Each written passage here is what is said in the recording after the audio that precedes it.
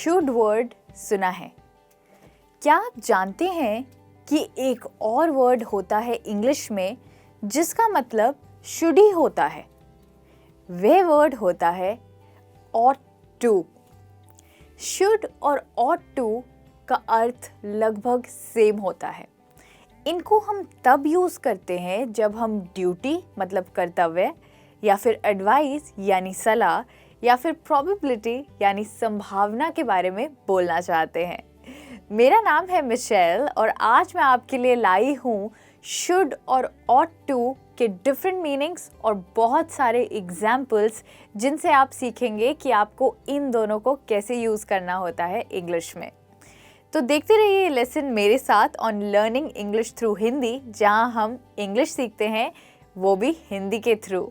तो सबसे पहले देखते हैं कि हम किसी का कर्तव्य यानी ड्यूटी बताने के लिए शुड और ought to का प्रयोग कैसे करेंगे। तो जैसे कि मैंने आपको बताया कि शुड और ought to का मतलब सेम होता है, तो इसलिए हम दोनों को सेम सेंटेंस में यूज़ कर सकते हैं। ये एग्जाम्पल देखिए, हमें अपने बड़ों का आदर करना चाहिए। We should respect our elders. We ought to respect our elders. ये एक ड्यूटी है और हमारा कर्तव्य है। एक और देखते हैं, हमें ज़रूरतमंदों की मदद करनी चाहिए। We ought to help needy people or we should help needy people। यह एक नैतिक कर्तव्य है, मतलब मॉरल ड्यूटी। मुझे अपने बूढ़े माता पिता का ख्याल रखना चाहिए। I should care for my old parents or I ought to care for my old parents। ये मेरी ड्यूटी है और कर्तव्य है कि मैं अपने पेरेंट्स का ख्याल रखूं। तो इस तरीके से आप शुड और ought to को कर्तव्य यानी ड्यूटी के लिए यूज़ कर सकते हैं। अब हम देखेंगे कि हम एडवाइस यानी सलाह मशवरा देने के लिए शुड एंड ought to को कैसे यूज़ करेंगे। इसका सबसे पहला एग्जाम्पल है, तुम्हें अपनी पुरानी कार बदल लेनी चाहिए। You ought to change your old car। यहाँ पर मैं किसी को एडवाइस दे रही हूँ या सलाह दे रही हूँ कि उन्हें अपनी गाड़ी बदल लेनी चाहिए। आप ये भी कह सकते हैं You should change your old car। Next example देखते हैं, हमें अपने पड़ोसियों से प्यार रखना चाहिए। We should love our neighbors। ये भी एक सलाह होती है। जब कोई आपसे कोई बात कर रहा, आप उन्हें सलाह देना चाहते हैं तो आप ऐसे बोल सकते हैं, या आप कह सकते हैं We ought to love our neighbors। अगला एग्जाम्पल होगा, तुम्हें अपने माता पिता के साथ ऐसा बर्ताव नहीं करना चाहिए।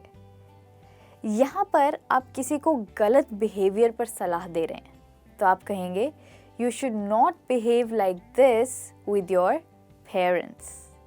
मतलब आप किसी को कह रहे हैं कि उन्हें क्या नहीं करना चाहिए। यहाँ पर भी आप should की जगह ought यूज़ कर सकते हैं, पर यहाँ पर आप कहेंगे You ought not to behave like this with your parents। ये इसलिए क्योंकि ये नेगेटिव सेंटेंस है और यहाँ पर ought और to के बीच में not आएगा। एक और एग्जाम्पल देखते हैं, उसे रोज़ शराब नहीं पीनी चाहिए। He ought not to drink alcohol daily। तो इस तरीके से आप ought के साथ नेगेटिव सेंटेंस बनाएंगे। अब हम जानेंगे कि हम कुछ होने की संभावना यानी प्रोबेबिलिटी के बारे में इंग्लिश में शुड या ought to का इस्तेमाल करके कैसे बोलेंगे। तो इसका पहला एग्जाम्पल देखते हैं, कुछ होने की संभावना अगर कम है तो हम कहेंगे तुम चाकू ढूंढ रहे हो, वह किचन की दराज में होना चाहिए। यह एक संभावना है, हमें पक्का नहीं पता। You're looking for a knife, it should be in the kitchen drawer। अब इसी प्रोबेबिलिटी को आप ought to यूज़ करके भी कह सकते हैं। आप कह सकते हैं you are looking for a knife, it ought to be in the kitchen drawer. क्या आपने आमिर खान का पिछला सत्यमेव जयते देखा था? मैंने आमिर खान का पिछला सत्यमेव जयते का एपिसोड देखा था और मुझे लगता है कि अगला भी दिल को छूने वाला होगा। ये एक संभावना है। जब तक वह एपिसोड नहीं आता मुझे नहीं पता वो कैसा होगा। तो इसको इंग्लिश में आप कहेंगे I have seen Aamir Khan's last episode of Satyamev Jayate. Next episode ought to be heart touching as well। या फिर आप कहेंगे next episode should also be heart touching। तो यहाँ पर आप संभावना के बारे में बता रहे हैं, probability के बारे में बता रहे हैं should और ought to यूज़ करके। है ना काफ़ी सिंपल इसका ये यूसेज। तो आइए अब हम और आगे बढ़ते हैं और एक और यूज़ देखते हैं should और ought to का। have और has के साथ में should और ought to का प्रयोग यह बताने के लिए किया जाता है कि कोई कार्य उस प्रकार नहीं हुआ जिस प्रकार होना चाहिए था। मतलब कि आप चाहते थे कि कोई चीज़ किसी तरीके से हो पर वह नहीं हुई। वहाँ पर आप have, has या फिर should और ought to को मिलाकर एक सेंटेंस बनाएंगे। एक एग्जाम्पल देखिए, उसे मेरी कार लेने से पहले मेरी इजाज़त मांगनी चाहिए थी परंतु उसने आपकी इजाज़त नहीं मांगी। तो इसको आप बोलेंगे He should have asked my permission before he took my car। मतलब कि उसको परमिशन मांगनी चाहिए थी पर उसने नहीं ली। यहाँ पर आप ought to भी यूज़ कर सकते हैं। आप कहेंगे He ought to have asked my permission before he took my car। क्योंकि यहाँ पर should और ought to का मतलब सेम है। इनका मतलब है कि कोई कार्य किसी प्रकार होना चाहिए था पर वह नहीं हुआ। अगला एग्जाम्पल है आरव को अब तक इंग्लिश बोलना शुरू कर देना चाहिए था परंतु उसने नहीं किया।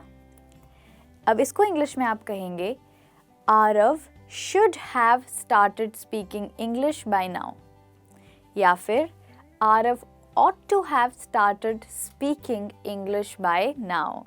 तो यहाँ पे हमने have के साथ ought to या should का यूज़ किया इस सिचुएशन के बारे में बोलने के लिए।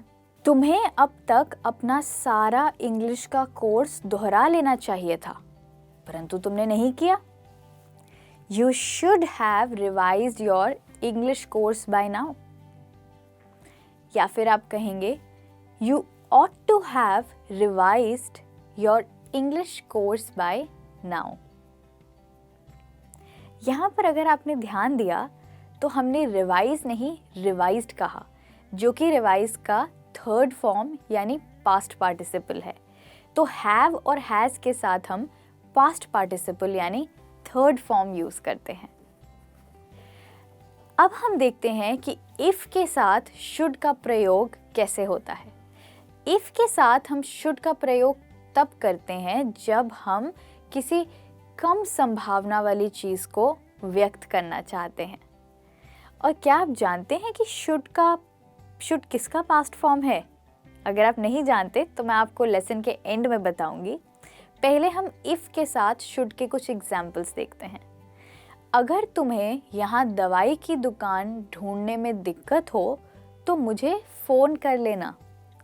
If you should have any difficulty in finding medical shop, please call me up।